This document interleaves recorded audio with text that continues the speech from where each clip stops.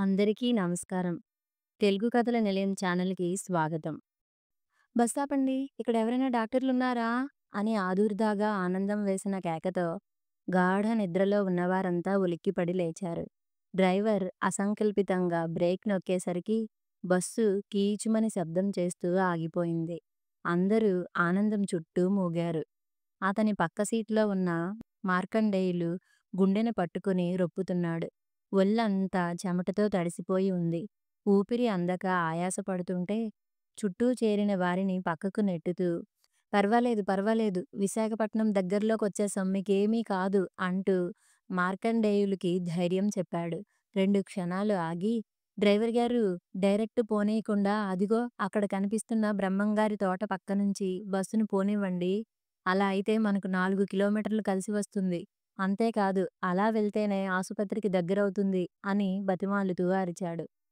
కానీ, కానీ అంటూ నసిగాడు డ్రైవర్. మీ రూల్స్ గురించి, రోడ్డు గురించి ఆలోచించకండి. మనిషి ప్రాణం ముఖ్యం అనేసరికి అందరూ అతనికి వత్తాసు పలికారు. డ్రైవర్ తలూపి బస్సును పక్క రోడ్లోకి మళ్లించాడు. ఆనందంతో సహా అందరూ ఊపిరి పీల్చుకున్నారు. ఎట్టకేలకు బస్సు ఆసుపత్రికి చేరింది. ఆనందంకి ఆసుపత్రి యాజమాన్యంతో బాగా పరిచయం ఉండటం వల్ల అతని పూచీకత్తుపై మార్కండేయుల్ని ఐసీయూలో చేర్చడం జరిగింది.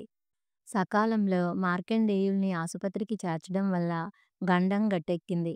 మర్నాడు సాయంత్రానికి గాని అతనికి స్పృహ రాలేదు. కళ్ళు తెరవగానే ఆనందం చేయి పట్టుకుని కన్నీళ్లు కారుస్తూ, మిమ్మల్ని ఆ దేవుడే పంపాడండి.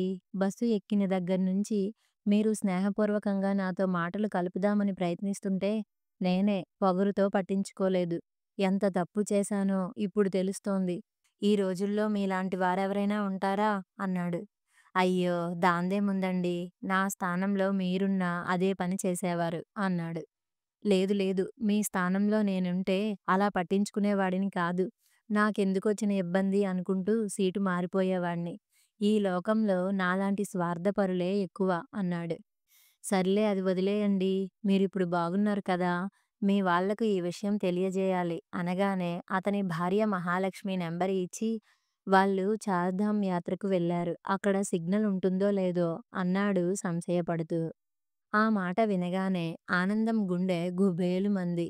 చార్ధామ్ యాత్రికులు వరద బీభత్సంలో ఇరుక్కున్నారని, చాలామంది ప్రాణాలు కోల్పోయారని టీవీలో చూశాడతను. ఆ విషయం మార్కండేయులకి చెబితే తట్టుకోలేడని దాచి, నిజమే అక్కడ సిగ్నల్ ఉండదు, అయినా ప్రయత్నిస్తాను అన్నాడు. ఆనందం వెళ్ళిపోయాక అతని గురించే ఆలోచిస్తూ ఉండిపోయాడు మార్కండేయులు. అతనికి బస్సు ప్రయాణం గుర్తుకొచ్చింది. నమస్తే, నా పేరు ఆనందం. మీ పేరు? అన్నాడు బస్సులో అతని పక్కన కూర్చొని పరిచయం చేసుకుంటూ. మార్కండేయులు పరధ్యానంలో ఉన్నట్లు నటించాడు. అయ్యా, నా పేరు ఆనందం అని చెప్పాను. మీ పేరు? అని మరోసారి ప్రశ్నించాడు. అతని స్నేహ ధోరణిలో ఏ మార్పూ లేదు. మార్కండేయులి సమాధానం కోసం ఎదురుచూస్తున్నాడు. విషాదం అని సమాధానం ఇచ్చాడు. అందులో కాస్తంత వెటకారం తొంగి చూసింది. అదేమీ గమనించని వాడిలా, ఆ ఏమన్నారు? వినోదం అన్నారు కదూ! బాగుంది బాగుంది. ఆనందం, వినోదం మన జోడీ బాగా కుదిరింది అన్నాడు నవ్వుతూ. మార్కండేయులు విసుగ్గా చూసి, ఏదో జోక్‌గా అన్నాను. నా పేరు మార్కండేయులు అన్నాడు. ఓ, చిరంజీవి అన్నమాట, బాగుంది అన్నాడు మెచ్చుకోలుగా చూస్తూ. మార్కండేయులకి చిరాకు పుట్టింది. చిరంజీవి కాదు, పవన్ కళ్యాణు కాదు, మార్కండేయులు అంతే అన్నాడు విసురుగా. కొత్త వాళ్ళతో అలా మాట్లాడటం సంస్కారం కాదు అని అనిపించలేదతనికి. ఆనందంకి ఏం మాట్లాడాలో తెలియలేదు. కొద్ది క్షణాల తరువాత నోరు విప్పాడు. మార్కండేయులు శివుని వరం వల్ల చిరంజీవి అవుతాడు అంటూ చెబుతుండగా అడ్డుకున్నాడు మార్కండేయులు. ఆ కథంతా నాకు తెలుసండి. దయచేసి మళ్ళీ మళ్ళీ నా పేరు ఎత్తకండి. ఆ పేరంటేనే నాకు చాలా చిరాకు. పాతకాలం నాటి పేరు పెట్టి నాకు అన్యాయం చేశాడు మా నాన్న అంటూ విసుక్కుంటుంటే, అయ్యో! ఎంత మాట అనేశారు. ఎంత మంచి పేరండి అది అని చెబుతుండగా మళ్ళీ అడ్డుపుల్ల వేశాడు. అబ్బబ్బా! నన్ను విసిగించకండి అనగానే చిన్నబుచ్చుకున్న ఆనందం మరో మాట మాట్లాడలేదు. ఎవరితోనూ మాట్లాడకుండా ముంగిలా కూర్చోవడం ఆనందంకి కష్టంగా ఉంది. కబుర్లు చెప్పుకుంటూ ఎంత దూర ప్రయాణం అయినా అవలీలగా చేసేయడం అతనికి అలవాటు. ఎప్పుడూ అలాగే జరిగేది. ఇలాంటి ఘటం తగలడం ఇదే మొదటిసారి. అయినా అతను నిరాశ పడలేదు. పోనీ వేరే ఏదైనా టాపిక్ మార్చితే ఉపయోగం ఉంటుందేమో అన్న ఆలోచన వచ్చింది. సినిమాల ప్రస్తావన ఎత్తాడు. రోడ్డు మీద కనిపిస్తున్న బ్యానర్లను చూపిస్తూ. పెద్దగా స్పందన లేదు. తర్వాత రాజకీయాల గురించి మాట్లాడాడు. కాస్త కదలిక కనిపించింది. ఏవో 2, 3 మాటలు మాట్లాడాడు. కోటా అయిపోయినట్లుంది. మళ్ళీ సైలెంట్ అయిపోయాడు. టాపిక్ మార్చి క్రీడల గురించి మాట్లాడడం మొదలుపెట్టాడు. అందులోనూ అతను ఇంట్రెస్ట్ చూపించలేదు. ఇతనికి నేనెందుకో నచ్చలేదు. కారణం ఏమై ఉంటుంది? అనుకుంటూ తలగోక్కున్నాడు ఆనందం. ఆ ప్రశ్నకు సమాధానం దొరక్క. కానీ ఆ సమాధానం మార్కండేయులు దగ్గర ఉంది. బలిష్టంగా, ఆరోగ్యంగా, వయసు పైబడినా తరగని తేజంతో మెరిసిపోతున్న ఆనందం అంటే అతనికి అసూయ. అతనెందుకు అలా ఉన్నాడు? నేనెందుకు ఇలా ఉన్నాను? అనుకుంటూ గుండెపిండి అయిపోయాడు. ఇలా గతమంతా గుర్తుకు రాగానే మనసు చేదుగా అయిపోయిందతనికి. ఛీ! ఎంత మూర్ఖంగా ప్రవర్తించాను. ఆయన మంచివాడు కాబట్టి ఇవేమీ మనసులో పెట్టుకోకుండా నన్ను ఆదుకున్నాడు అనుకుంటూ పశ్చాత్తాపంతో కుమిలిపోయాడు. ఆనందంకి అంతా అయోమయంగా ఉంది. తోటి ప్రయాణికుడు కదా అని మానవత్వంతో సాయం చేయడానికి ముందుకొచ్చాడు గాని, తాను చిక్కుల్లో పడే అవకాశం ఉందేమోనని గాభరా మొదలైంది. పాపం అతని కుటుంబీకులు ఏమైపోయారో? కర్మకాలి సొంత మనుషులను పోగొట్టుకుంటే ఈ వయసులో అతన్ని ఎవరు చూస్తారు? ఆసుపత్రి నుంచి డిశ్చార్జ్ చేశాక అతన్ని ఎక్కడుంచాలి? ఆసుపత్రి బిల్లు ఎలా కట్టాలి? ఇలాంటి ఆలోచనలతో అతని బుర్ర బద్దలైపోతోంది. ఆ రోజంతా ఫోన్ కోసం ప్రయత్నిస్తూనే ఉన్నాడు. ఏ ప్రయత్నమూ ఫలించలేదు. వాళ్ళందరూ ప్రాణాలు పోగొట్టుకున్నారేమోనన్న భయం అతన్ని ఆవహించసాగింది. బాగా డీలా పడిపోయాడు. కానీ సాయంత్రానికి వచ్చిన మెసేజ్ అతనిలో ధైర్యం నింపింది. సుమారు 15 మిస్డ్ కాల్సున్నాయి. ఎవరు? అన్నది ఆ మెసేజ్ సారాంశం. వెంటనే బదులిచ్చాడు. మార్కండేయులు గారికి గుండెపోటు వస్తే ఆసుపత్రిలో చేర్చాము. ఇప్పుడు బాగానే ఉన్నారు. నేను ఆయన తోటి ప్రయాణికుడిని. పేరు ఆనందం అని. మళ్ళీ గంటన్నర తర్వాత గాని మెసేజ్ రాలేదు. అదృష్టం బాగుండి అందరమూ ప్రమాదం నుంచి గట్టెక్కాము. కానీ ఎప్పుడు తిరిగి వస్తామో చెప్పలేము. మీరు ఆయన్ని కాస్త కనిపెట్టుకుని ఉండండి. వీలు కుదరగానే ఆసుపత్రి బిల్లు పంపించేస్తాం అని మెసేజ్ వచ్చింది. అప్పటికి గాని అతను కుదుట పడలేదు. మీరు గాబరా పడతారని అసలు విషయం చెప్పకుండా దాచాను. చార్ధాంలో వరదలు ముంచెత్తాయి. అయితే మీ వాళ్ళంతా క్షేమంగా ఉన్నారని సందేశం వచ్చింది. ఫోన్ మాత్రం కలవడం లేదు. ఈరోజు మిమ్మల్ని డిశ్చార్జ్ చేసేస్తున్నారు. కొన్ని రోజుల పాటు కదలకుండా విశ్రాంతి తీసుకోవాలని చెబుతున్నారు.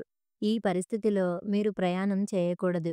మీ వాళ్ళు వచ్చేంత వరకు కొన్ని రోజులు మా ఇంట్లో ఉండండి అన్నాడు ఆనందం. తన దుస్థితిని తలుచుకొని కన్నీరు కార్చాడు మార్కండేయులు. కాదని చెప్పడానికి అతనికి మరో దారి లేదు. కన్నీరు కారుస్తూనే తలూపాడు. అతని కన్నీరు తుడుస్తూ బాధపడకండి. కష్టాలు వస్తాయి, పోతాయి. మనం ధైర్యంగా ఉండాలి అని సర్ది చెబుతున్న ఆనందానికి మనసులోనే 1000 దండాలు పెట్టాడు. ఆనందం బలవంతం మీద అతని ఇంటికి వచ్చాడే గాని అతని శ్రీమతి, పిల్లలు ఆదరిస్తారో లేక ముఖం మార్చుకుంటారో అన్న భయం అతన్ని ఆవరించింది. ఆనందం కొడుకు, కూతురు అమెరికాలోనూ, ఆస్ట్రేలియాలోనూ స్థిరపడ్డారని తెలిసేసరికి కొంత భయం వీడింది.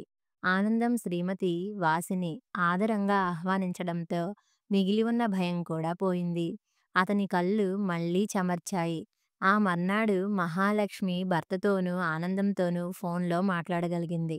విశాఖపట్నం చేరుకోవడానికి మరో వారం రోజులు పట్టవచ్చునని చెప్పింది. మార్కండేయులు గురించి దిగులు పడవద్దని భరోసా ఇచ్చాడు ఆనందం. ఆనందం ఇంట్లో గడిపిన వారం రోజుల్లో చాలా విషయాలు నేర్చుకున్నాడు మార్కండేయులు. జీవితాన్ని ఎలా గడపాలి? ముఖ్యంగా వార్ధక్యం వచ్చాక ఏ ఏ పనులు చేయాలి? 60 ఏళ్లు దాటాక జీవితం ఎలా ఉండాలి? ఇలాంటి విషయాలన్నీ అతనికి అనుభవపూర్వకంగా తెలిసొచ్చాయి. ఇంతకాలం తానెంత అవివేకంగా బతికాడో అర్థమైంది. ఆ వాస్తవాలు గ్రహించగానే అతని కళ్ళల్లో నీళ్లు చిప్పిల్లాయి. ఉద్యోగంలో ఉన్నంత కాలం క్యాంపులు, ఇన్స్‌పెక్షన్‌లు అంటూ ఇంటి పట్టున ఉండేవాడు కాదు. భార్యతోనూ, పిల్లలతోనూ ఆనందంగా గడపడానికి ప్రాధాన్యత ఇచ్చేవాడు కాదు. కుటుంబంతో గడపడం అనే బాధ్యతను ఎప్పుడూ విస్మరించేవాడు. ఒక నియమము లేదు, నిబద్ధత లేదు. ఎంతసేపు ఉద్యోగంలో ఉన్నత శిఖరాలను అధిరోహించడమెలా అనే ఆలోచనే.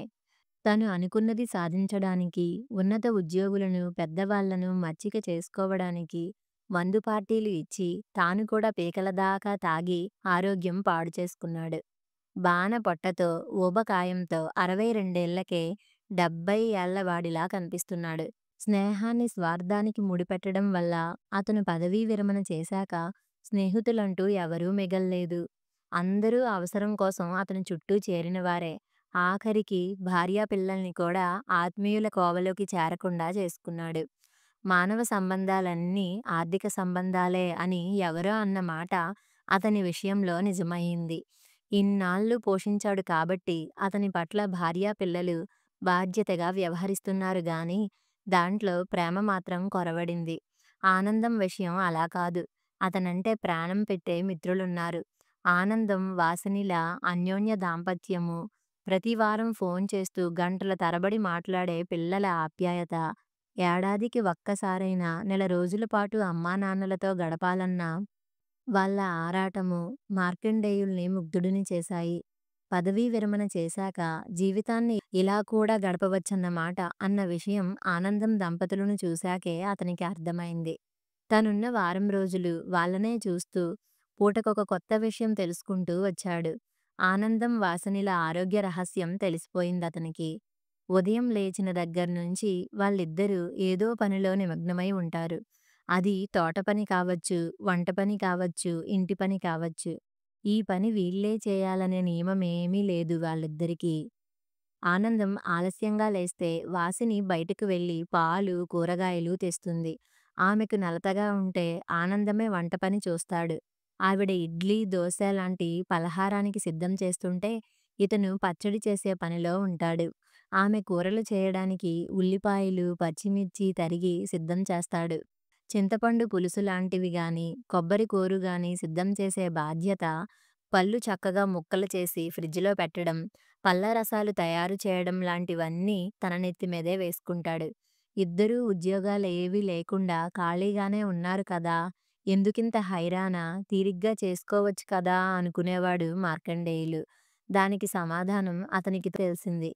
నేను మగాడిని అన్న అహమే అలంకారంగా వంట బట్టించుకున్న మార్కండేయులు ఏనాడూ భార్యకు కాసింత సాయం చేయలేదు.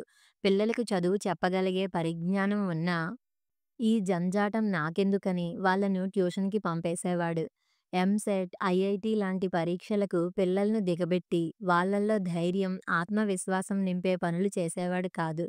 పదవీ విరమణ తర్వాత సోఫాకి, టీవీకి అతుక్కుపోయేవాడు. మంచి నీళ్ళైనా, కాఫీ, టీలైనా అక్కడికే రావాలి. కొన్నిసార్లు పలహారం, భోజనం కూడాను. కానీ ఆనందం ఇంట్లో అంతా అందుకు విరుద్ధంగా ఉంది. అతనికి అయోమయంగా ఉంది. అతనొచ్చిన 2 రోజుల తర్వాత మార్కండేయులు గారు, మరోలా భావించవద్దు. నేను, వాసిని బయటకు వెళ్ళాల్సి ఉంది. వంటంతా సిద్ధం చేసేశాం. మా పనిపిల్ల మాలతి వడ్డించేస్తుంది. మీకు చెప్పడం మరిచాను. నేను ఇక్కడికి దగ్గరలో ఉన్న పల్లెటూళ్ళకు వెళ్ళి, అక్కడి రైతులకు వ్యవసాయం గురించి సలహాలు ఇచ్చి, ఆధునిక పద్ధతులు నేర్పిస్తూ ఉంటాను. గతంలో గడించిన అనుభవం ఎలాగైనా ఉపయోగపడితే 4 గింజలు అదనంగా పండించవచ్చును కదా! మా వాసిని అక్కడే ఉన్న ప్రభుత్వ పాఠశాలలలో పిల్లలకు ఇంగ్లీష్, లెక్కలు పాఠాలు చెబుతూ ఉంటుంది. ఊరికే ఇంట్లో ఉంటే ఏం తోస్తుంది? సాయంత్రం 4 వరకు మాకిదే కాలక్షేపం. మీకిక్కడ అలవాటు కావడానికి 2 రోజులు నాగా పెట్టాం. ఇక బాగుండదు. వాళ్ళు మా కోసం ఎదురుచూస్తూ ఉంటారు. మీరేమీ అనుకోవద్దు. మిమ్మల్ని వదిలేసి వెళ్ళిపోతున్నామని. ఉచితంగా చేసే సేవైనా నిర్లక్ష్యం ఉండకూడదు కదా! టీవీ, ఏసీ లాంటి సౌకర్యాలన్నీ వాడుకోండి. ఇది మీ ఇల్లే అనుకోండి. మమ్మల్ని మాత్రం క్షమించేయండి అంటూ చేతులు జోడిస్తున్న ఆనందం వైపే చూస్తూ ఉండిపోయాడు. మాటా పలుకు లేకుండా. ఉద్యోగ విరమణ చేశాక నేను ఏ పని చేయాల్సిన అవసరం లేదు. భారీగా పెన్షన్ వస్తుంది. బోలెడంత డబ్బు గడించాను. ఇన్నాళ్ళు గాడిదలా చాకిరీ చేసి అలసిపోయాను. ఇప్పుడు చక్కగా విశ్రాంతి తీసుకుంటాను. ఇక చేయడానికి మాత్రం ఏముంది అనుకుంటూ బతికేస్తున్న మార్కండేయులు కళ్ళు తెరుచుకున్నాయి. ఛ! నాది ఒక బతుకేనా? ఇంతవరకు ఏదో వయసు ఉంది కాబట్టి ఎలాగోలాగా నెట్టుకొచ్చేశాను. ఇప్పుడొచ్చిన వార్ధక్య బాధలు అధిగమించాలన్నా, ఆరోగ్యంగా ఉండాలన్నా చురుకుగా ఉండాలి. ఏదో ఒక పనిలో నిమగ్నమై ఉండాలి. సమాజానికి కాస్తో కూస్తో సేవ చేయాలి. అప్పుడే శారీరక ఆరోగ్యమే కాక మానసిక ఆరోగ్యం కూడా మెరుగుపడుతుంది. ఏ పని పాట చేయకుండా సోమరిలా ఉండిపోతే ఒక నిరర్ధకమైన వస్తువులా మిగిలిపోతాను. ఎందుకు పనికిరాని వాడినన్న ఆలోచనతో కుంగిపోతాను. నాకు ఆనందం గారికి ఉన్న తేడా ఏమిటో ఇప్పుడు తెలిసింది అనుకున్నాడు. భూమి మీద ఇంతమంది ఉండగా తనకే ఎందుకొచ్చింది గుండెపోటు అని తెగ బాధపడిపోయే మార్కండేయులకి తనకొచ్చిన గుండెపోటు ఇప్పుడొక వరంలా తోచింది. ఏ ఉద్దేశంతో అన్నారో ఆనందం గారు మార్కండేయులు అంటే చిరంజీవి అని. ఆయన చలవ వల్లే బతికి బట్టకట్టానేమో. ఏదైతేనేం ఆ గుండెపోటే నాలో మార్పు తెచ్చింది కదా! ఇది ఒకందుకు మంచిదేగా అనుకుంటున్న అతని పెదవుల పైన దరహాసం మెరిసింది. ప్రశాంతంగా కళ్ళు మూసుకుని ఇకపైన తనెలా జీవించాలా అన్న విషయం గురించే ఆలోచిస్తూ ఉండిపోయాడు. కథ సమాప్తం.